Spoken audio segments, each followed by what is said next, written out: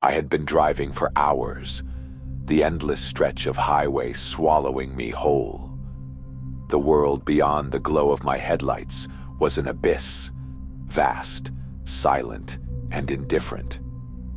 It was one of those nights where the road felt disconnected from reality, where the sky pressed down in an endless black void, and the horizon seemed to stretch further the longer I drove.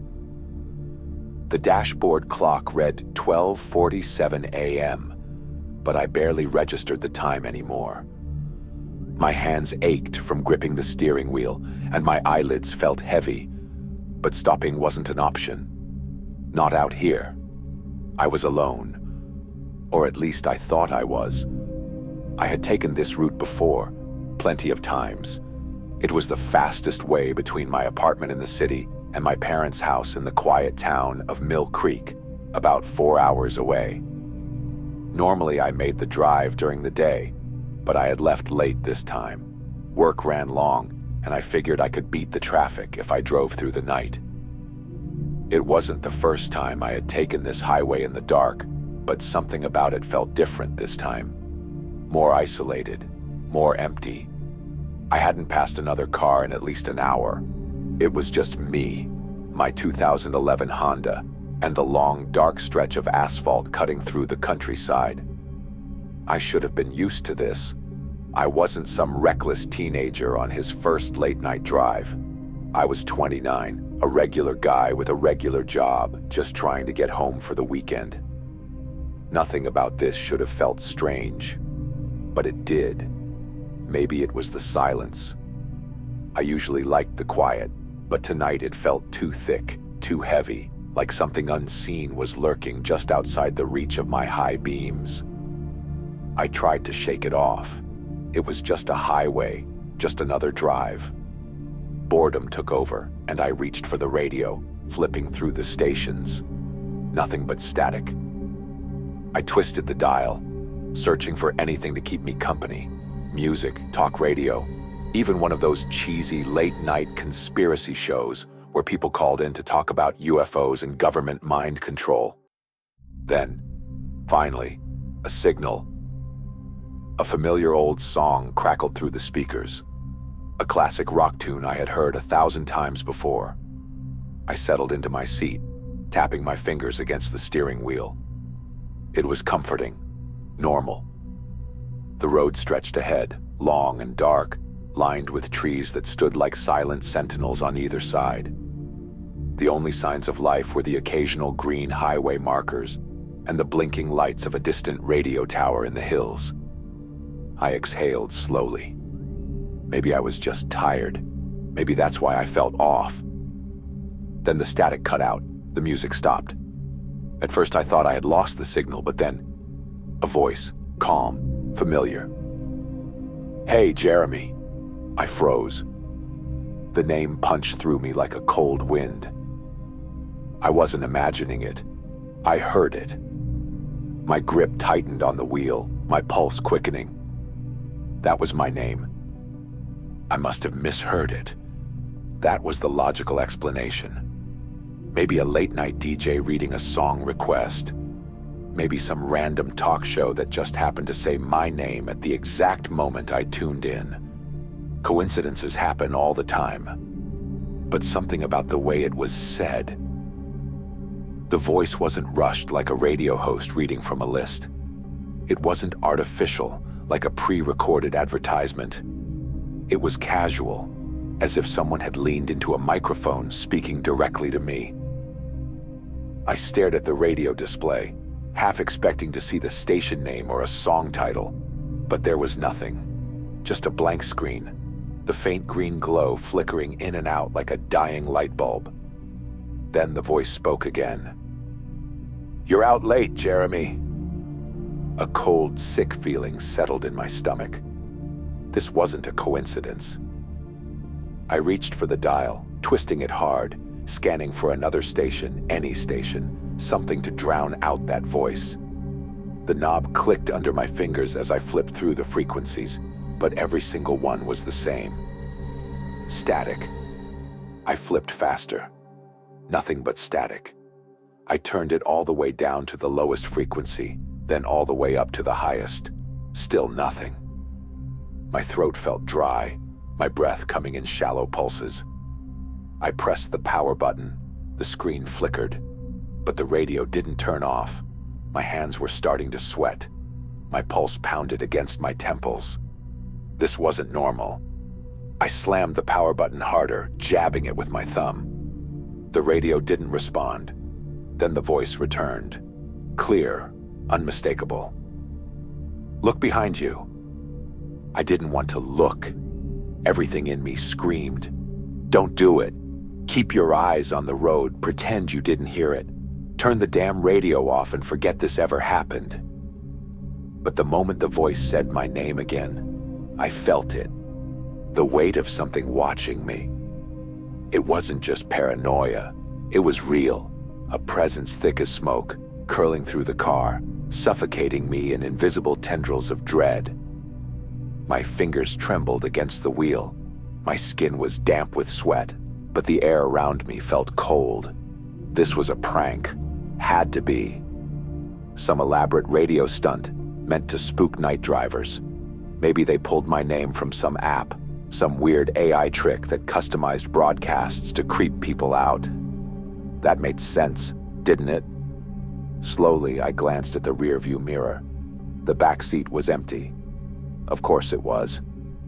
I exhaled hard, sagging slightly in my seat. My breath fogged up in the cold air, my heartbeat still hammering in my ears. I was alone. I had been alone this entire drive. Nothing had changed, but the tension in my gut didn't go away. That feeling, the one that told me something was watching, something was waiting, it was still there. Why?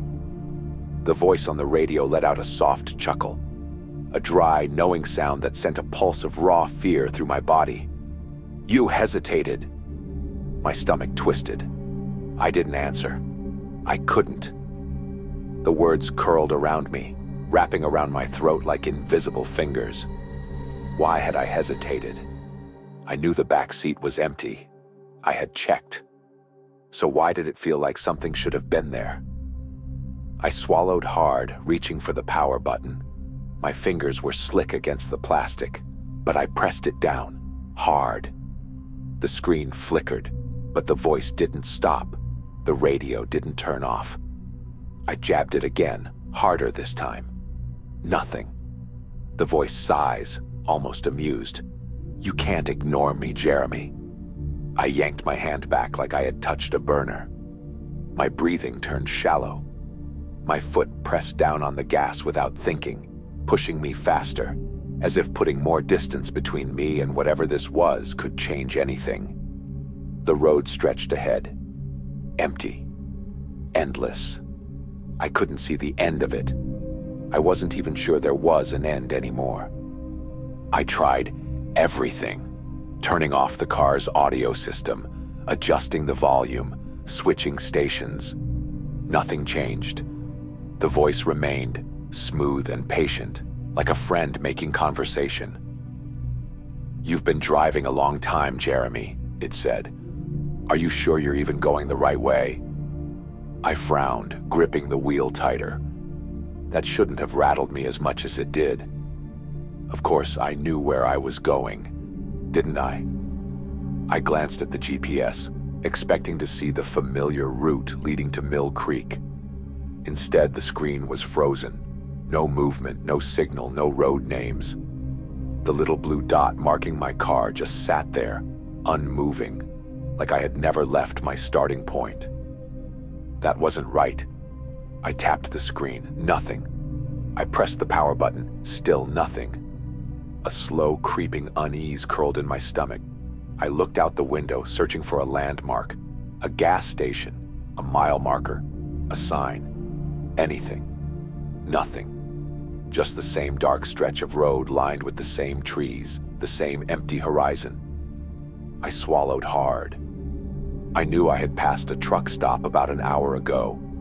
I remembered its flickering neon sign and the handful of semi-trucks parked outside. I remembered thinking about pulling over for a coffee, but deciding against it.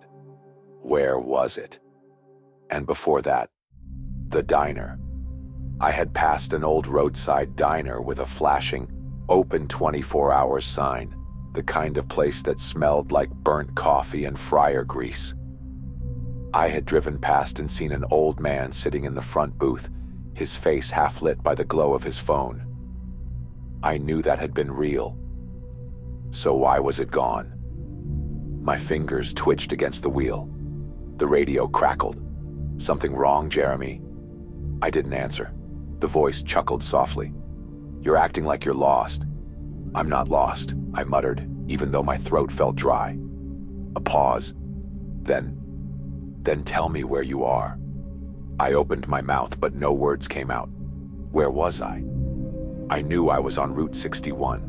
That was the fastest way to Mill Creek. I had taken it dozens of times before. I could picture the route in my head. The truck stops, the highway exits, the turns. But as I stared out at the empty, unchanging road ahead of me, nothing looked familiar anymore. Had I missed a turn? Was I driving in circles? I shake my head, gripping the wheel harder. The voice hummed, as if considering something. "Maybe you just forgot," it said. "After all, you have been driving for a very, very long time." Something about the way it said that sent a shiver through me. I looked at the dashboard clock. 3:42 a.m. I blinked. Hadn't it said 3:42 a.m. earlier? I checked my phone. No signal. The radio let out a soft hiss of static. Then the voice returned, a little quieter this time. "How long have you really been driving, Jeremy?" I didn't have an answer, and that terrified me more than anything. I needed to calm down. This was just a glitch, a technical issue, a stupid malfunction, that's all it was. My hands were shaking, my breath coming too fast. My heart was hammering against my ribs like a trapped animal. I clenched my jaw and forced myself to think. The GPS was frozen. So what? That happens sometimes. The radio was acting weird, but maybe it was just some pirate station pulling a late-night stunt. And the clock. Okay, maybe that was weird, but my car wasn't exactly new. The electrical system could be fried for all I knew. Nothing supernatural, nothing wrong. I just needed to pull over, reset the GPS, take a breath. So I did what any sane person would do. I eased my foot off the gas, letting the car slow. And then, the voice changed. The static crackled, shifting from that slow, knowing amusement to something else. Urgency, fear. "Jeremy." It didn't sound playful anymore. It sounded worried. A cold chill washed over me. "Don't stop the car." I hesitated, my foot hovering over the brake. The road stretched ahead, empty and dark, nothing but open highway and the occasional skeletal outline of trees. I should have been relieved. No cars behind me, no cars ahead. But for the first time, I felt like I was being watched. The voice dropped lower, a whisper, tight with warning. "Something's out there." A pulse of ice slid down my spine. "If you stop," it continued, "it'll find you." My breath caught. I turned my head, scanning the roadside. The grass swayed slightly in the night breeze, nothing but open fields stretching into the dark. And then, I saw it. A figure standing at the edge of the highway, tall, still, watching. I couldn't move, couldn't even blink. It stood just within the shadows, its outline barely visible against the night. It didn't shift, didn't fidget, didn't breathe. At first, I thought it was a person, but no. The longer I stared, the more wrong it looked. Its limbs were too long. Its body was too thin, like a person stretched in ways a human body wasn't supposed to move. Its arms dangled at its sides, unnaturally still, fingers curled slightly inward, like it was waiting for something. And its head was tilted, just a little, just enough to make me feel like it saw me, like it was acknowledging me, like it was listening to the radio too. The car slowed too much. I was almost stopped. And that's when it moved. Not normally. Not the way a person would. It twitched. A sudden, jerky motion, its head snapping upright like it had just noticed me. Its fingers curled tighter. I slammed my foot on the gas. The car lurched forward. The tires screeched slightly against the pavement, and I gripped the wheel with white-knuckled panic. I didn't look back. I couldn't. I didn't want to know if it was closer. The voice on the radio sighed. "Good," it murmured. "Keep going." I pressed the pedal down harder, and I prayed that the road wouldn't end. I pressed my foot against the gas. The car lurched forward, tires gripping the pavement as I sped down the empty highway. The moment I left that thing behind, a part of me expected the fear to subside, but it didn't. My hands were slick against the wheel, my breath coming in short, shallow bursts. My entire body was tense, every muscle screaming for me to keep driving, to not slow down, to not look back. But I did. I checked my rearview mirror. A deep, cold chill crawled up my spine. The figure was still there, but it wasn't in the same spot. It was closer. A fresh wave of panic surged through me. I swallowed hard, my pulse hammering against my temples. "How do you know my name?" I asked, my voice hoarse, barely more than a whisper. The radio crackled, and for a brief moment I thought the signal was breaking up again. But then I realized it wasn't static. It was laughing. Low at first, just a quiet, knowing chuckle. Then it grew louder, more amused, like I had just asked the dumbest question in the world. "You already know the answer," the voice said. I gritted my teeth, gripping the wheel tighter. No, I didn't. I didn't know anything anymore. But the road felt different now. Like I had made a wrong turn, like I wasn't supposed to be here. The pavement stretched endlessly ahead, but something about it had changed. The air felt thicker, heavier, pressing against my skin like I had stepped into another world. I blinked, and that's when I saw it. A memorial cross. The wooden kind people set up by the side of the road, decorated with plastic flowers and sun-bleached photos. My stomach twisted. I had driven this highway dozens of times before. That cross was never there. The flowers were wilted, some of the petals scattered along the pavement. A faded photograph was taped to the wood, the ink smudged from time and weather. I couldn't make out the face, but somehow deep down, I didn't want to. The radio crackled again. "Jeremy." The voice was softer now, serious. "I'm here to help you, and that's all you need to know." I shook my head, my heartbeat pounding in my ears. "Help me? With what? What the hell is happening?" The voice ignored my question. Instead, it said something that turned my blood to ice. "It's you, Jeremy." I felt my breath hitch. "What?" The air inside the car suddenly felt too thick, too heavy. The radio let out a slow, distorted hiss, and the voice spoke again, this time lower, almost warning me. "If you don't listen to me, if you don't do exactly what I say." A wave of static. Then, "He's going to catch you, here, on this road." I pressed down on the gas without thinking. I didn't know where I was going. I didn't even know if this road had an end anymore. But I knew one thing. I couldn't stop. The voice went silent. The only sound left was a low, pulsing hum, steady, rhythmic, like a heartbeat. I didn't realize I was holding my breath until my chest started to ache. The air inside the car felt thick, suffocating, like I was breathing in something heavier than oxygen. I checked the time. 3:42 a.m. Again. No time had passed.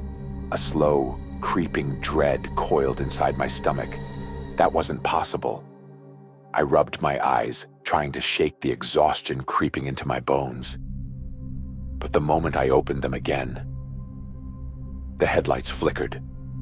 For a single horrifying moment, the road ahead vanished into complete darkness. I couldn't see. I was moving blindly through the night, my foot pressing down harder on the gas out of pure instinct.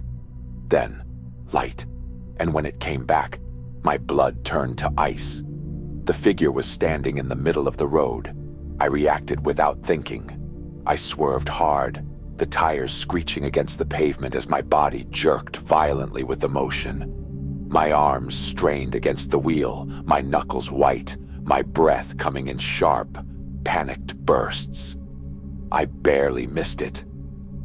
The road spun under me, and I fought to keep control, to stop the car from flipping, from skidding into the trees.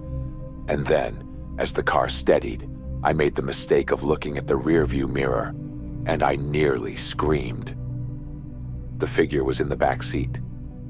At first, I thought it was the thing I had seen before, the tall, unnatural presence that had been watching me from the roadside. But it wasn't. It was me. A copy. A dead version of me.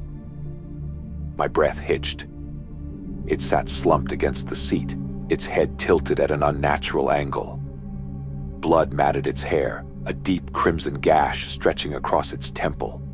The skin was deathly pale, its lips slightly parted, its chest still, like a corpse that had been sitting there for hours. No, this wasn't real. I blinked hard, praying the hallucination would disappear, but it didn't. It just sat there, lifeless, broken, a perfect replica of me, as if I had already died in this car. The radio crackled back to life. The voice was calmer this time, but there was something sharp underneath it. Urgency. "Keep driving," it warned. "Do not speak to it." My jaw clenched so tight it hurt. My hands locked around the wheel. I wanted to look away to focus on the road ahead, but I could feel its presence pressing down on me, heavy, wrong. Then, in a voice identical to mine, it whispered, "You've been here before." I didn't answer. I couldn't. The thing in the back seat, the dead version of me, sat slumped against the seat, motionless. But I could feel its presence growing heavier. The air inside the car had thickened to something suffocating, something pressing, like I was drowning in it. And I wasn't imagining it anymore. I could hear it breathing, slow, shallow, wrong. A sickening wet inhale, like air struggling through crushed lungs. I kept my eyes locked on the road ahead, but I could see it in the mirror. Its head twitched slightly. Its bloodied lips parted just enough to let out a sound, a gurgling noise, like it was trying to speak. I pressed down harder on the gas, desperate to outrun whatever this was. The radio crackled again. The voice came through, sharp and clear. "Jeremy, listen to me." I didn't respond. I didn't trust my own voice anymore. "This road isn't real. He's trying to keep you here." I swallowed hard, my pulse roaring in my ears. "What do I do?" I whispered. Static. Then, "You need to find the exit before it's too late." I didn't understand. Exit? There had been no signs, no turns, nothing. Just this never-ending stretch of highway, looping into nothing. I glanced at the clock, 3:42 a.m. Still, always. The car suddenly jerked as if something had slammed into it from behind. I nearly lost control, my hands struggling to keep the wheel steady. The corpse in the back seat shifted. It moved. No. I bit down a scream as I felt something cold press against my shoulder. A touch, not human, not warm, something else. I didn't dare look. The road started to warp. The asphalt twisted beneath my headlights, lines bending in impossible angles, the sky above stretching unnaturally, like something alive. This wasn't real. The voice on the radio spoke again, louder this time. "Jeremy, you need to stop seeing what isn't real. You're in control. Find the exit." I clenched my teeth. In control? Then I saw it. A road sign. A single, glowing green sign ahead, standing alone on the side of the highway. Exit 0. It hadn't been there before. The thing in the backseat let out a choked, angry wheeze. Like it knew. Like it understood what I was about to do. It moved again, this time leaning forward. I could see its reflection in the mirror now. Its face wasn't fully mine anymore. The wounds had widened, rotting open, skin peeling. The eyes, empty, black, dead. And then it smiled. Not a grin. Not something human. A stretch of teeth too wide for my own mouth. It was getting stronger. It was winning. I made a choice. I swerved. The tires screamed against the pavement as I twisted the wheel hard, aiming for the exit 0 turn. The moment I did, everything snapped. The world broke apart. The road disappeared. The car plummeted. I gasped so hard it felt like my lungs were on fire. My body jerked forward, but I wasn't in the car anymore. I was in a hospital bed, bright lights above me. The steady beeping of a heart monitor, the overwhelming smell of antiseptic, clean but suffocating. I turned my head, my mind still sluggish, my breath unsteady. I wasn't alone. A woman sat beside the bed, her eyes red and swollen, her hands shaking as she reached for me. "Jeremy?" she whispered, her voice thick with disbelief. My throat was dry.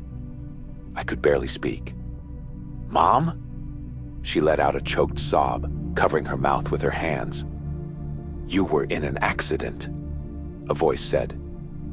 I turned slowly, and for the first time, I noticed the doctor standing at the foot of the bed, clipboard in hand. He looked tired but relieved. "You were in a coma," he continued. "We didn't think you were going to wake up." My mind reeled. An accident. The words felt distant, like they belonged to someone else's life. I struggled to sit up, my body aching in ways I couldn't understand. And then it hit me. The car, the endless road, the figure on the highway. It hadn't been real. Or had it? I closed my eyes, flashes of 3:42 a.m., the radio voice, the thing in the backseat flickering behind my eyelids like a half-remembered nightmare. I had been stuck, trapped on that road, but I had found the exit. I had chosen to leave. I opened my eyes, heart still racing. The nightmare was over. I was alive. For the first time in what felt like forever, I was free. Thank you so much for listening to this story. Click the bell icon so you never miss any new content. Stay tuned for more creepy stories coming soon. If you enjoyed this glimpse into the dark, subscribe for more. Because the best horror isn't what you hear, it's what follows when the story is over.